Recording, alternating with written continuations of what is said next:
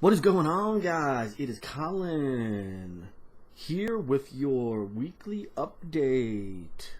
So, what we got going on for this week is nothing too special. No crazy updates or anything, just a few minor things that we're looking into. You will notice the giant blue wall behind me. We've been doing some moving around and whatnot, and as of right now, this is where I'm doing my video recording, so hopefully it will help things out, because before, when we were doing the video recording, it kept on getting like really bad glare reflection from the windows. And I hated that, because sometimes it would just make the lens just blow up and it looked horrible. Oops. So, we're not using that right now. So instead, like I said, we've just moved some stuff around in the bedroom here, and right now you got a wall behind you. Depending on what we do, I might put some stuff back on the wall, so you guys, so there's something to look at instead of just a giant blue wall. But who knows? I also might start recording in the basement, because we're almost, we're still trying to finish the basement. So I might start doing it from down there. I don't know. So, that's what's going on with that right now. I know, that was exciting. So, what I got going on is, don't know how many of you have gotten any things on this, but there is some potential Battlefield 5 leak. Suggest a June reveal and a December release date. Now, I do want you guys to keep in mind, keep it at the very forefront of your head. These are rumors. These are 100% rumors. There's no actual proof that this is for real. It's just something I found, and I just wanted to give you guys just an idea on it. Alright? So, here we go. Upon closer inspection, it seems that this leak might not be referencing a World War I setting, which supposedly there are rumors going around that they might go back to World War I, but it doesn't seem like they're doing that. Instead, it seems like they're going towards a futuristic one. Possibly in the vein of Battlefield 2142, keep in mind, still a leak though, and it claims to be Battlefield 5 and not a sequel in 2142, so take it for what it is. So, remember, I mean, I guess in a way this is, you can't really consider it news, because you're talking about a leak, and it may not be legit, and it may be legit, who knows, but just, like I said, it's a leak, so just keep that in your mind, alright? The alleged leak was posted on NeoGAF earlier today by a user who goes by the name of Living Skeletons, and it consists of a series of rather interesting images. Right off the bat, I would suggest you take these images with a massive grain of salt, since we have no idea if this is a reliable source or not. But, you never know. Two of the image in question seem to be unfinished posters or invitations of some sort that suggest a game called Battlefield 5 Eastern Front is scheduled to be revealed on June 12th. The next installment is the series supposedly going to take place during World War I, and more specifically on the Eastern Front, just as the title suggests. This could be a rather interesting setting for Battlefield 5, considering that only a handful of first-person shooters have approached it before, though it could also be a very boring setting at the same time. A description on the third image of the leak says that we should expect the new Battlefield game on December 6th, and it is accompanied by a short description of the title. It reads, "Fight of the Russian invasion by joining your European allies and visit the most beautiful East European cities like Kiev, Vilnius, Minsk, and Tallinn." The image also lists what seems to be a number of potential DLCs for Battlefield 5 entitled Fallen Dragon, Prototype Warfare, Titan Assault, and Independence Day. Not the kind of names I would normally associate with a World War I game, but you get it. Now, just so you guys understand, there are images that I'm looking at, and I am going to put this little news article in a link in my description thing, so you guys can click on this link and you can see for yourself these pictures that are in here that I'm looking at. Like, you know, there's a thing here that says Battlefield 5 Eastern Front, and it just says change the background. Then there's, well, this is actually a bit to read, but there's like something that says all this doesn't include free content, question mark. And then it's got, you know, all this stuff in here that looks like to be, yeah, the DLC things, and a bunch of stuff written on the side, like too many numbers, final name, change the name, confirm maps in development. So it's pretty crazy. In this leak, were to be trusted, it would appear that Electronic Arts is planning to reveal this new game on June 12th during its EA Play event. As some of you probably probably know, the company announced that not long ago that it will not have a booth at E3 this year, and instead we can expect to hear all about its latest projects at a separate event. The aforementioned EA Play, the third-day event, will overlap a bit with E3 on the final day, but for the most part, this dastardly plan is likely to draw a lot of press attention, considering that usually there's not a whole lot happening just before E3. And, well, there is now. As for Battlefield 5, it will definitely make a lot more sense to reveal a highly anticipated game like that at EA Play and start the first edition of the event on the right foot. The alleged images leaked on NeoGAF may not look all that trustworthy for sure, but are pretty certain that a new Battlefield game is bound to be announced this year regardless, and it's most likely going to happen at this event. EA has revealed at least one Battlefield game each year like clockwork for the last 14 years, and we don't expect the company to break this long-running money-making tradition anytime soon. The next game may or may not be entitled Battlefield 5 Eastern Front, but I wouldn't be too surprised if the new title takes place during World War I, to be honest, since Battlefield Hardline was a clear indication that the company is running out of ideas at this point, and who can blame them?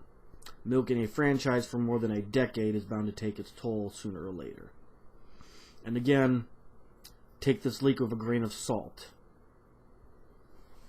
So that is the tidbit of information I got for you guys on the whole Battlefield 5 thing. And like I just got done telling you guys, and like this news thing just got done telling you, it is a leak. There is no 100% that this is real, this is what's happening. It is just a leak, guys. So, you know, keep that in your head. Alright, guys? Now, the next thing that we're going to look at here for you feller than light eyes, what I got here is, sorry. Let's have a cup of coffee, shall we? Because we all love coffee. I know, I'm slightly crazy, but that's alright. Alright. So, I found this the other day, and it is regarding the video game called Battleborn. Alright? So, just hang in there with me on this. It's a bit of a read, so hopefully you guys enjoy it. I wanted to tell you guys this and, you know, have you guys listen to it and, you know, throw me your comments and everything and tell me what you guys think, alright? So, here we go. The first Battleborn character to become completely realized was Oscar Mike, the seemingly straightforward gun-toting clone soldier. It was also the inception of Oscar Mike that would set the stage for the rest of Battleborn's over 24 strong character roster, which is crazy. I think it's like at like 26 characters right now or something like that. The number's pretty damn high. Now, the voiceover for Oscar Mike, when written, Aaron Lind wrote it out. Wrote it out. Pause. Sorry, guys. Set the bar for the tone of the game, says Gearbox creative director Randy Varnell. Oscar Mike is a character you look at and you know you really understand that guy. Lind was able to bring out some subsidies of character through this awesome set of VO lines, voice over lines. Okay, he starts reading as a earnest soldier, but he has this really unusual sense of self and humor. The first time we recorded lines for him, we had half the team come up and listen, and we were in tears laughing at some of the things he was saying. The tone in those early stages of development was done on the fly, Lind adds. His voiceover was pretty earnest, and then there was a moment of sudden consensus where everyone knew it felt right. People responded strongly to the tone set with Oscar Mike. It helped determine our ESRB rating. But a big moment of realization was what the Battleborn interpretation of those archetypes would be. In Battleborn, players will trot out a massive cast on a quest to save the last burning star in the universe. It's a hero shooter with a large multiplayer focus. But as with all Gearbox fare, this is still a meaty campaign to take your time into. Here, elves, animated AI, and anthropomorphic mushroom people duke it out for personal reason, but all have one thing in common: they all face down the impending universe-wide darkness. Of the whole cast, Lynn cites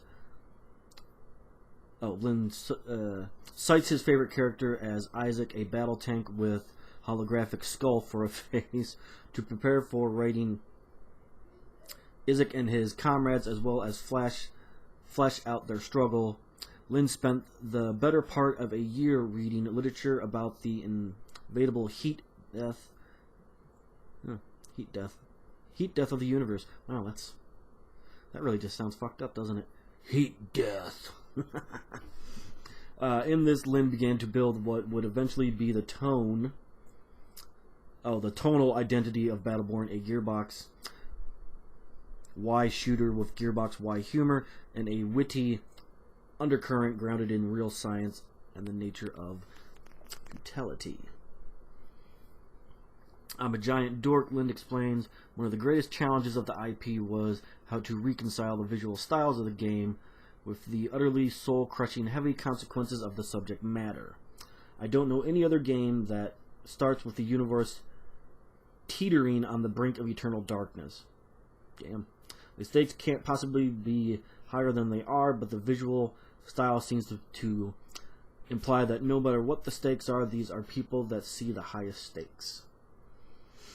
Okay, I'm a huge Carl Sagan devoter. I love Neil deGrasse Tyson, he continues. When it comes to astrophysics and cosmology, there's always an edge of dread associated with all of it. The first thing you learn about our sun is that it won't last forever. There's a time limit on Earth in terms of how long it will be capable of sustaining life.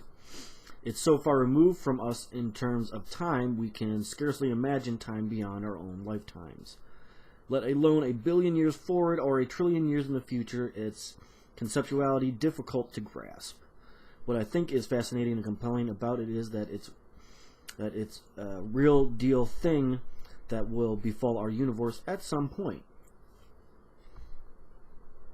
Okay, we had really lofty ambitions of being hard sci-fi at the onset of development, but through a number of discussions we had a roster of characters that seemed to scream Saturday morning cartoon instead of Sunday night PBS documentary. As for Isaac, all the tropes I have ever wanted to explore are there. Mad AIs are my favorite things. There's something about a mad computer I find absurdly compelling. That's funny. When I was writing Isaac, I thought he would push Battleborn to an M rating because I would never say the things he says to anyone under the age of 15. I don't want them to have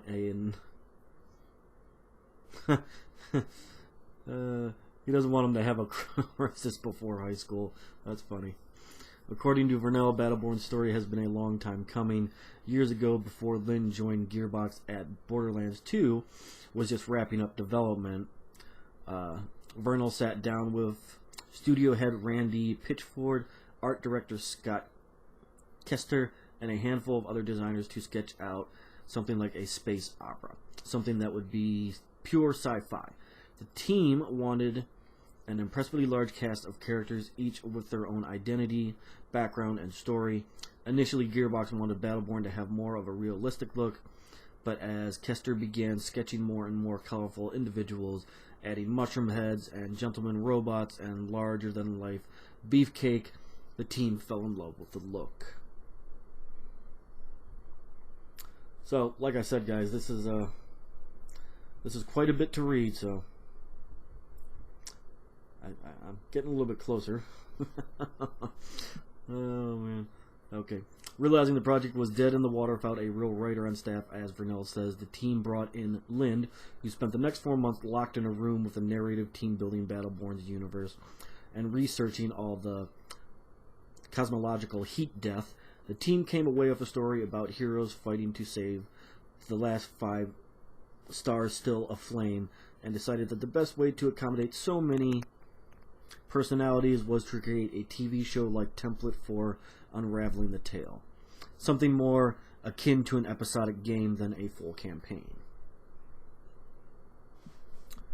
That word, episodic, is so loaded with, when we talk about as our industry, Vernell adds, there's a couple practical reasons that it puts us down the path. It's the easiest way to convey a deep linear narrative and create any number of challenges in trying to tell the story. That rapid RPG loop is a big part of the game. When you do that, you really have to think about the story in time chunks that made that work well. And looking at the 30-minute point is about a good point for you to grow and have that growth experience that we also knew we wanted to bring the game to consoles in a strong way. When you think of couch co-op, you have a whole demographic of players that don't want to play for 8 to 10 hours on console. They want to sit down and have a 30-minute bite, he says. So we started thinking of Battleborn's gaming in 30-minute increments. We really wanted to do this on dedicated servers and give co-op players a way to matchmake in without spoiling story elements. We were pulling from our collective intelligence of television, adds Lind. When you look at Firefly or X-Files, a lot of TV nowadays is serialized. We found ourselves in a position where we were thinking, okay, we have this massive taboo of characters and stories and backgrounds and an embarrassment and riches, and in terms of where we could take it. Woo-wee!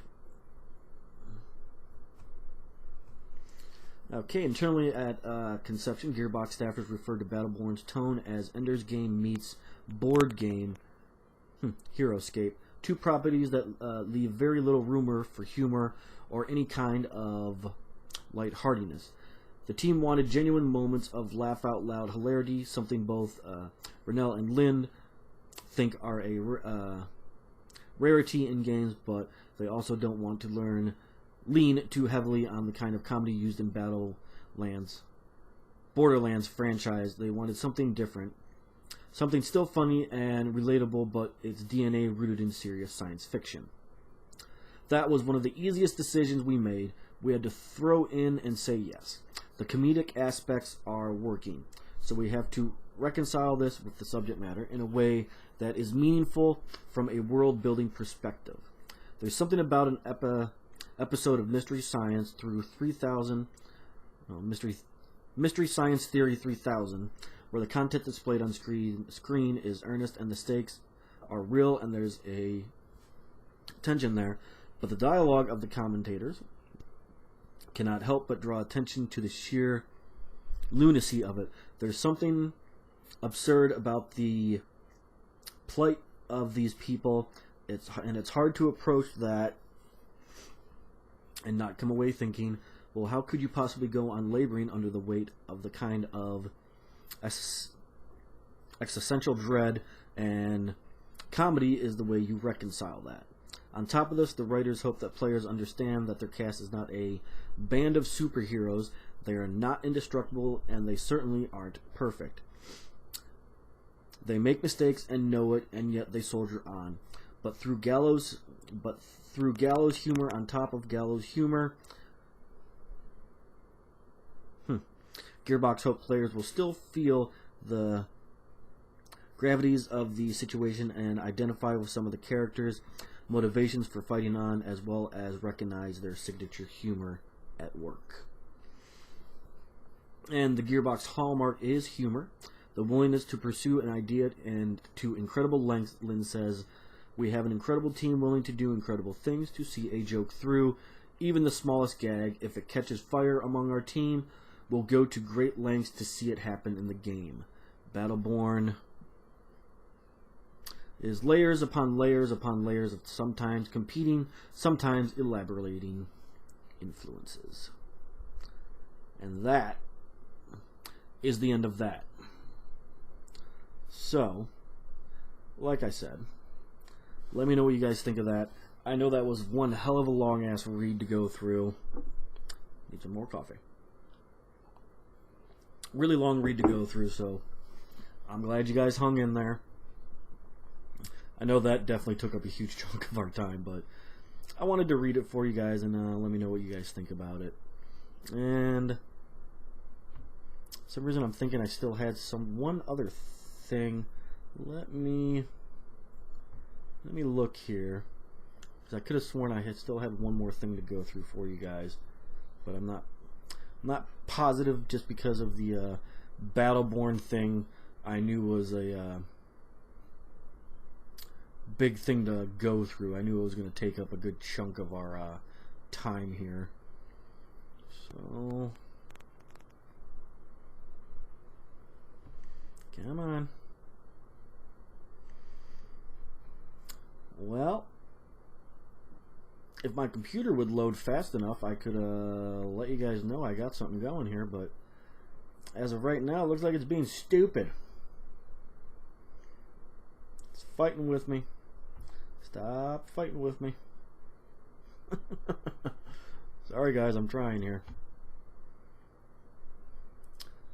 Okay, hold on. Maybe I got it finally. That only took forever. Yeesh. Alright, did I get anything? Let's see what I got here.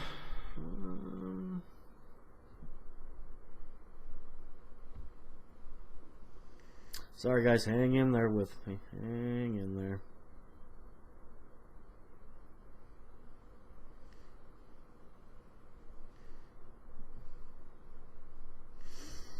Alright, well, that actually might be it for this week. Just because, like I said, guys, that took a while to go through all that, and the Battleborn thing definitely took up the majority of my time. So, as of right now, that actually does look like that's all I got for you guys right now. So we have that, and just so you guys are up to date on what's going on, I still am doing more Hitman stuff, so there will be more featured contracts and challenges and whatnot. I do have quite a few videos I need to upload for you guys, but I've been doing it little by little here and there, and I'm also going to be having Heavy Rain. That's going to be popping up shortly here as well, so I'm going to be doing that for the month of April, because I really don't have that much going on in April, so it's going to be a mixture between the Hitman stuff and Heavy Rain.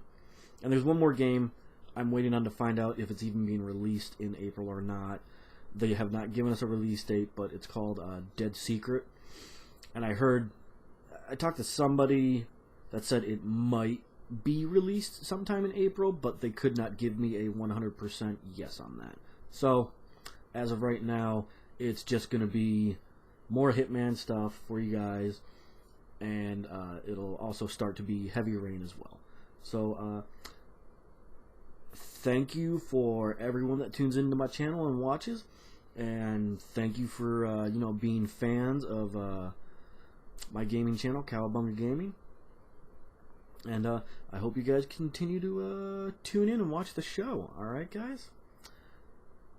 I'm Colin, your host, with Cowabunga Gaming. And I'm signing out, guys. Deuces.